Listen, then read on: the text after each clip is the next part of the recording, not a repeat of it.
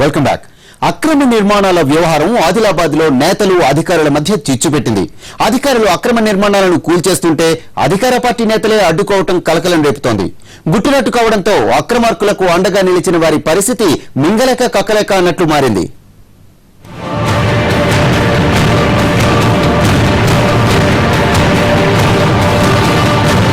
ఆదిలాబాద్ జిల్లా కేంద్రంలోని market yard సమీపంలో స్థానిక వ్యాపారి ఒకరు భారీ కమర్షియల్ కాంప్లెక్స్ నిర్మిస్తున్నారు.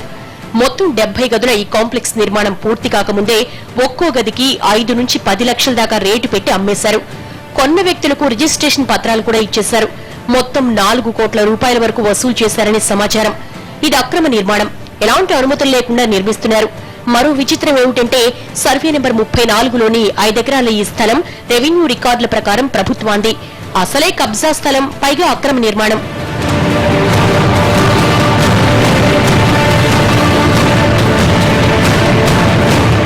మూడు నెలలుగా అక్రమ నిర్మాణాలు సాగుతున్నా బయటపడలేదు. ఇండస్ట్రియల్ ఏరియాలో కమర్షియల్ కాంప్లెక్స్లు ఎలా నిర్మిస్తారంటూ స్వచ్ఛంద సంస్థలతో పాటు కాంగ్రెస్ పార్టీ నేతలు కలెక్టర్ దృష్టికి తీసుకువెళ్లారు. అయినా ఎలాంటి చర్యలు లేకపోవడంతో నేరుగా మంత్రి హరీష్ రావుకు ఫిర్యాదు చేశారు. హరీష్ రావు ఆదేశాలతో జిల్లా ఉన్నతాధికారులు కదిలారు. స్థానిక ఆర్డీఓ విచారణ చేస్తే ఇది రెవెన్యూ స్థలమని తేలింది. ఈ వ్యవహారం తన మెడకెక్కడ చుట్టుకుంటుందోనని టెన్షన్ పడ్డ అధికారులు హడావుడిగా అక్రమ నిర్మాణాల కూల్చివేతకు రంగంలోకి దిగారు. దీంతో మున్సిపల్ చైర్మన్, కౌన్సిలర్లు రంగంలోకి దిగి కూల్చివేతలను అడ్డుకున్నారు.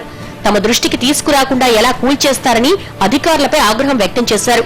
నేతల వార్నింగులతో మున్సిపల్ అధికారులు సైలెంట్ గా వెళ్లిపోయినా రెవెన్యూ ఆఫీసర్లు పోలీసు బందోబస్తుతో కూల్చివేతలను కొనసాగించారు. దీంతో ఈ వ్యవహారం నేతలు వర్సెస్ అధికారులు అన్నట్లుగా మారింది.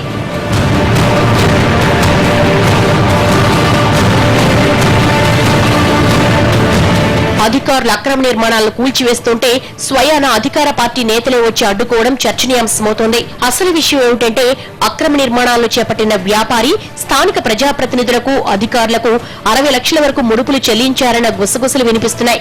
అందుకే సదరు నేతలు రంగంలోకి దిగారని సమాచారం. తమ ప్రభుత్వ చర్యల్ని వ్యతిరేకిస్తే పరువు పోతుందని తెలిసినా హైడ్రామా చేశారు. తమ దృష్టికి తీసుకురాకుండా ఎలా కూల్చేస్తారంటూ మున్సిపల్ చైర్పర్సన్, కౌన్సిలర్లు అడ్డుకోవాలనుకున్నారు. చైర్పర్సన్ భర్త అధికారులను బండబూతులు తిట్టారు. నిబంధనల ప్రకారం నడుచుకుంటున్న అధికారులను అడ్డుకుని రచ్చరచ్చ చేసి పరువు బజార్ నేసుకున్నారు.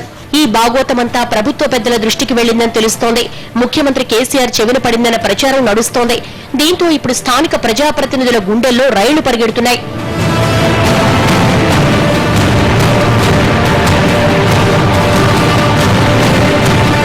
అయితే ఈ బాగోతంలో అధికారుల పాత్రపైన అనుమానాలు వినిపిస్తున్నాయి. 3 నెలలుగా కట్టడాలు నిర్మిస్తున్నా అధికారులు ఎందుకు గుర్తించలేకపోయారన్న ప్రశ్న తలెత్తుతోంది. 5 ఎకరాల ప్రభుత్వ స్థలంలో పాగా వేసినా ఎందుకు పట్టించుకోలేదన్న అనుమానాలు వస్తున్నాయి. ఎవరికి రావాల్సిన ముడుపులు వారికి అందడం వల్లే అధికారులు ఇన్నాళ్లు సైలెంట్ గా ఉన్నారన్న గుసగుసలు వినిపిస్తున్నాయి. ఇప్పుడు స్థానికుల నుంచి వినిపిస్తున్న మరికొన్ని డిమాండ్లు అధికారులను ఉక్కిరిబిక్కిరి చేస్తున్నాయి. మా ఏరియాలో అక్రమ నిర్మాణాలు ఉన్నాయంటూ అధికారులకు వరుస ఫిర్యాదులు అందుతున్నాయి.